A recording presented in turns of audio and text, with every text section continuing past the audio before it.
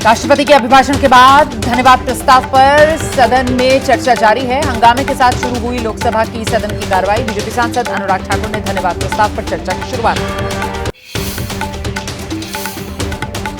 लोकसभा की कार्रवाई शुरू होते ही विपक्ष का जबरदस्त हंगामा, माइक बंद रखने का आरोप लगाया। लोकसभा में नेता विपक्ष राहुल गांधी ने नीट परीक्षा में गड़बड़ी के मुद्दे पर चर्चा की मांग उठाई। मांगे नहीं मानने पर कुछ देर के लिए विपक्ष का वॉकआउट। अरविंद केजरीवाल समेत विपक्षी नेताओं के खिलाफ जांच एजेंसियों की कार्रवाई के मुद्दे पर विपक्ष के नेताओं का हल्ला बोल। कार्रवाई शुरू होने से पहले संसद भवन परिसर में प्रदर्शन भी किया। नीट परीक्षा में गड़बड़ी को लेकर महाराष्ट्र विधानसभा परिसर में जबरदस्त हंगामा। विपक्ष ने सरकार के खिलाफ नारेबाजी की, दोषियों के खिलाफ सख्त कार्रवाई की मांग। मध्य प्रदेश विधानसभा की कार्रवाई शुरू होने से पहले विपक्ष का जोरदार हंगामा। कांग्रेस विधायकों ने डॉक्टर का यूनिफॉर्म पहनकर नर्सिंग घोटाले का विरोध किया है। पूरे मामले पर सदन में चर्चा की मांग की। ब्रिटिश काल के कुछ कानूनों का खात्मा हो गया है। देश में आज से लागू हुए 3 नए आपराधिक कानून। दिल्ली के कमला मार्केट पुलिस थाने में दर्ज की गई नए क्रिमिनल लॉ लागू होने के बाद पहली एफआईआर। नए कानून को लेकर थाने में पुलिस कर्मचारियों और इलाके के लोगों की ब्रीफिंग भी की गई।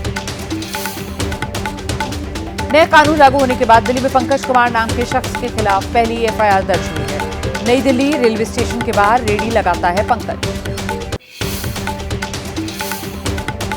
देश के सभी 17,500 थानों में मेगा कार्यक्रम। महिलाओं, छात्रों, युवाओं, वरिष्ठ नागरिकों और अन्य हस्तियों को दी जाएगी नए कानून की जानकारी। 3 नए कानून का पश्चिम बंगाल बार काउंसिल ने विरोध किया। आज काउंसिल मनाएगी काला दिन। तीनों नए कानून को बताए जन विरोधी, आंदोलन तेज करने की धमकी भी दी। उत्तर प्रदेश के मेरठ में नए कानून के लागू होने से एक दिन पहले वकीलों का प्रदर्शन। बोले, इन कानूनों से देश में पुलिस राज कायम होगा। निलंबित किए जाने की मांग की। क्यों?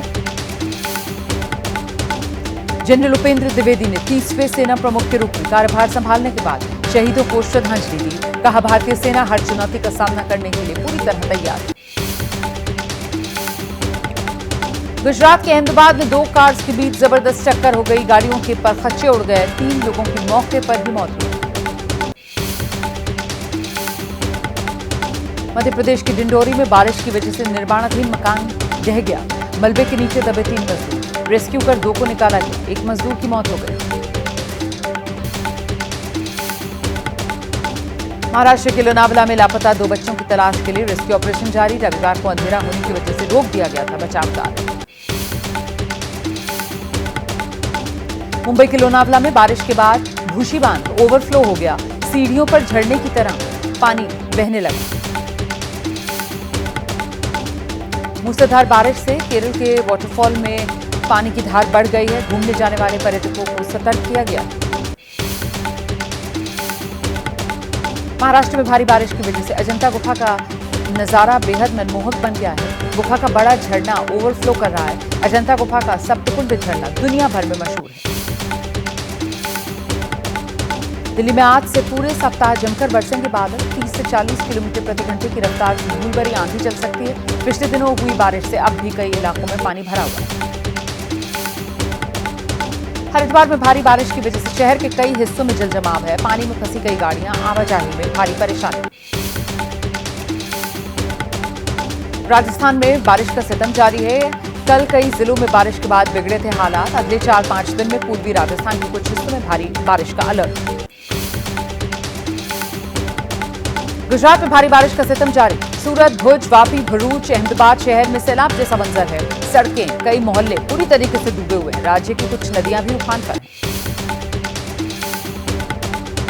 आसमानी आफत का सिलसिला गुजरात में भी 5 दिन यूं ही जारी रहने वाला है। मौसम विभाग ने भरूच, सूरत, नवसारी, वलसाड़ के लिए जारी किया बहुत भारी बारिश का ऑरेंज अलर्ट। लोगों को सतर्क रहने की हिदायत दी।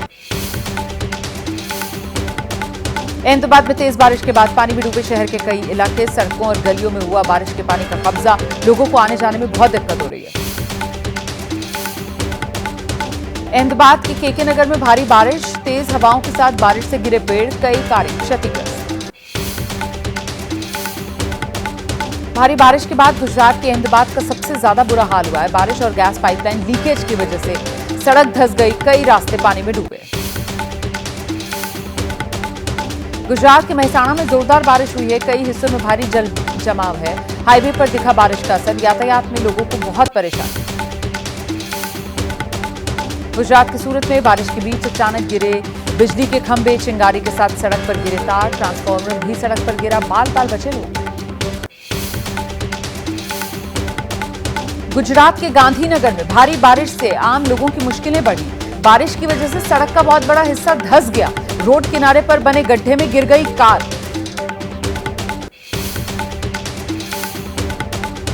केदारनाथ धाम में पहाड़ी पर हुआ अवलांच।